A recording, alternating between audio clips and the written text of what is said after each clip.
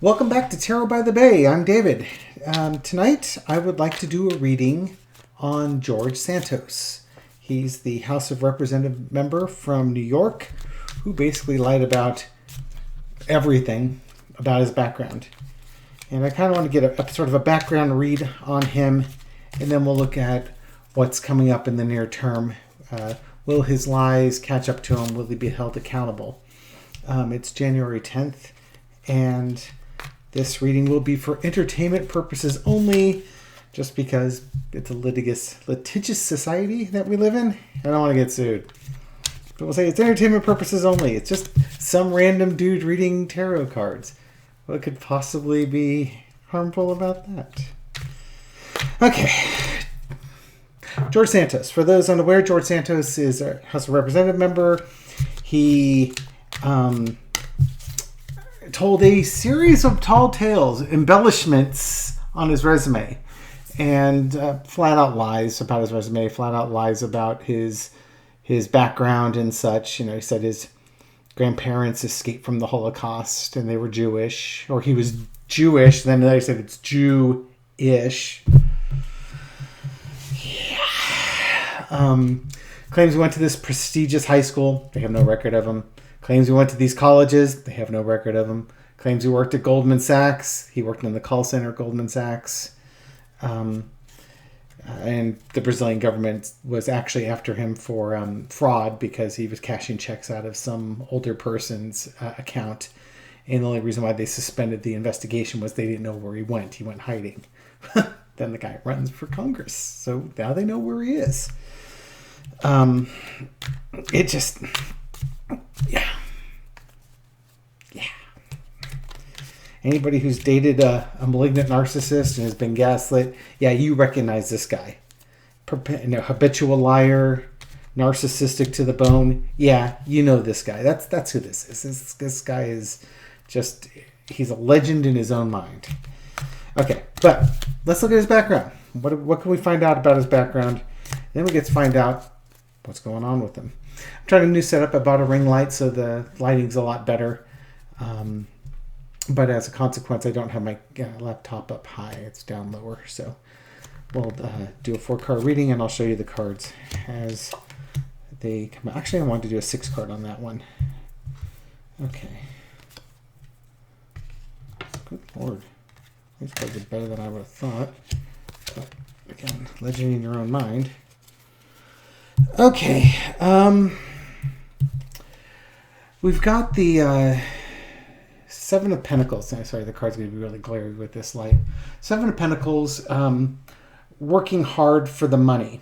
Now, I'm thinking this card is reversed because he doesn't work hard for his money. He does the opposite. He tries to swindle people who have worked hard for their money. This is the card of somebody who wants easy money. He doesn't want to work hard for his money.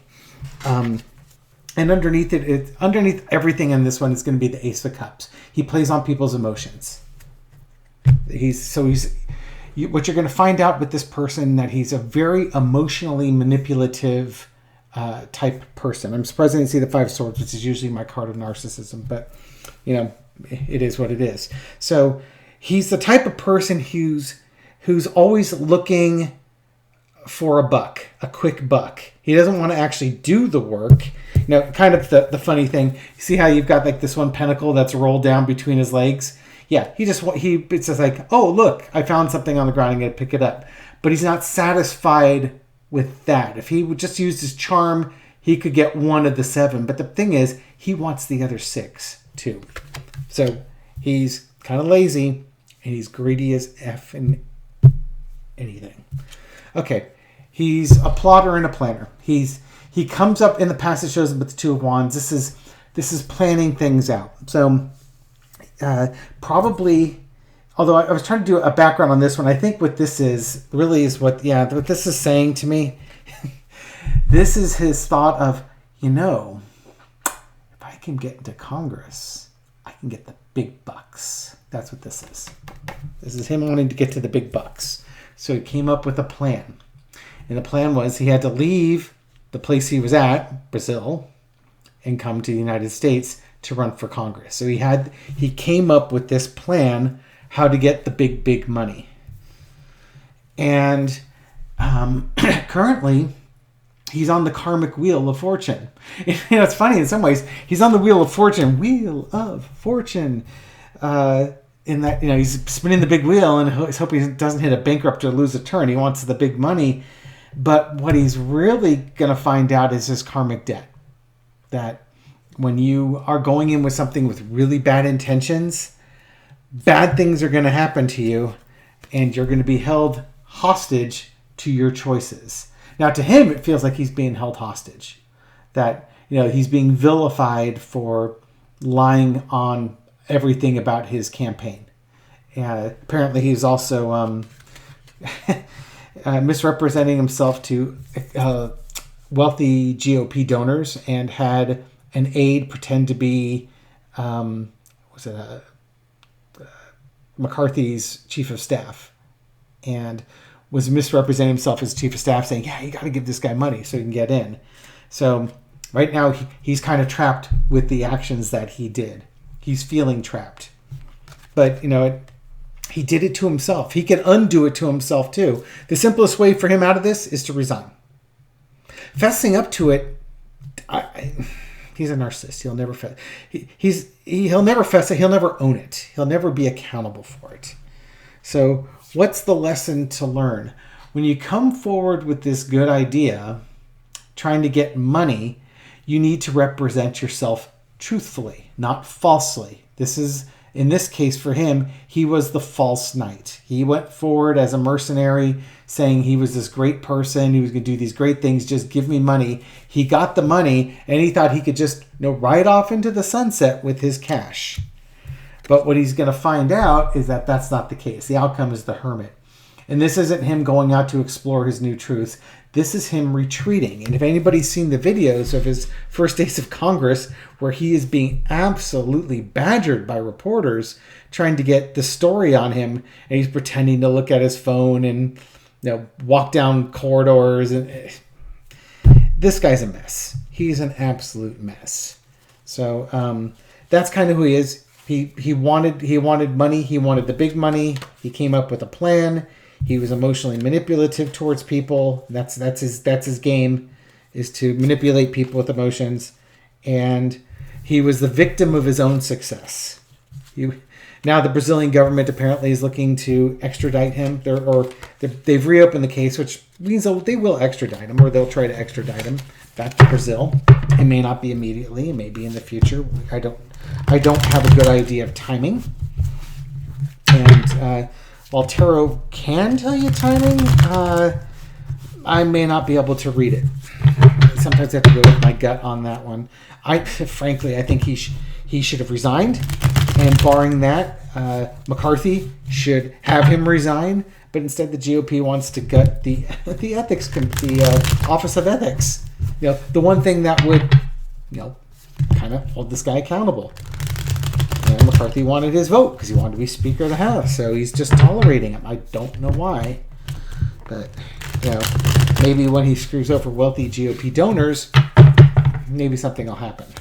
But it's really what should happen is he should be told he needs to go.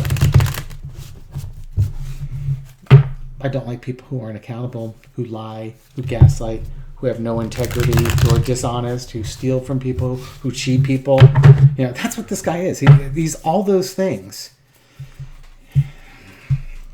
Yipes, what's coming out here? Oh, there's that plan. Oh, he's getting ready to go, and there's the and with everything, with Seven of Swords, with anything that's not nailed down. He's probably taken money and he's hidden it.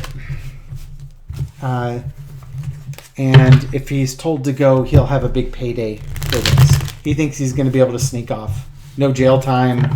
He'll have some money that he's hidden, and he's going to be much better off in Infamous. But that could also, that's Seven of Swords because it also represents the Brazilian government in that case in Brazil where he snuck out of the country. But what's coming up for Mr. George Santos, our friend here?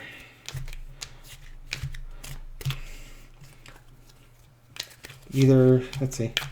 What's going to come up? I'm going to leave it broad because it's going to be one of two things. It's either going to be a political or it's going to be a legal type thing. And I don't want to throw twice on him. He's not worth the effort. So what's happening with him? Okay, let's find out. The truth is coming out. Sun card. Yep. Truth is going to be revealed on him. Strength card. There's the Hermit again. That was the outcome. He's going to be retreating. And it's a huge burden. Okay. And 10 of Cups. There's going to be a celebration. This is like hopes. This is like dreams and wishes fulfilled. That could be our dreams and wishes fulfilled, or wishes fulfilled for people that want a modicum of honesty and integrity with Congress. But I think it's upside down. That's not his. That's going to be not his wishes fulfilled. It's going to be the exact opposite. The things that he doesn't want to have happen are going to happen.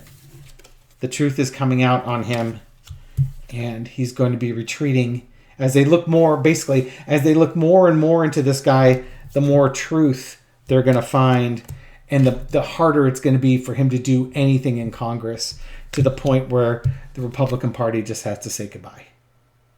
They could think of this as being a goodbye card too. A strength card, in some ways it takes the Republican Party to show a little bit of strength to get rid of him. And frankly, I haven't seen a backbone outside of Liz Cheney and Adam Kinzinger. I haven't seen a backbone amongst the lot of them. You'll have a lot of Republicans after everything goes down with Trump saying, "Oh yeah, I was always against him." No, you weren't. You didn't stand up, right? You could have stood up and spoke your mind. Yeah, it might have cost you your election, but at least you would have been able to sleep at night. No, you're complicit. By saying nothing, you're complicit. It's a weakness. This guy Santos is a weak person, and the Republican Party are weak because they won't hold him accountable, because they're more interested in power, they're more interested in their majority than doing the right thing. And it gets hard. That's one of the hardest things. As somebody who is a former Republican from many years ago, who bought into the rhetoric of them being the party of fiscal responsibility and strong military and stuff like that. Well, they definitely are strong for the military, but there ain't no fiscal responsibility with this group. And accountability. They're all about the party about accountability, but they're not. And they're not holding this guy accountable either. Party of law and order. You're not. This guy lied. Have some, you need to have a moral code and ethic code. There's got to be lines you don't cross. And again, when I say this Republican Party doesn't have a backbone spine amongst any of them, it's true. They will twist themselves into a pretzel in order to stay in power. I mean, good Lord. Al Franken got booted out for being a comedian, pretending to put his hands around the breasts of a woman who was sleeping. He didn't actually do anything. He was just pretending to do it. It was just the timing was bad. But at least the Democrats held him accountable for it. Was the punishment too much? Maybe. But they at least had standards, a line that they didn't want to cross. Republicans, there was no line. Line's about power. Okay, that's George Santos. He's not going to be around long, and he's going to be going down. And just enjoy your popcorn as the show happens with him, because this guy's going to get what he deserves. And that's all we can really ask for. So have a good night. I'll get back to you soon.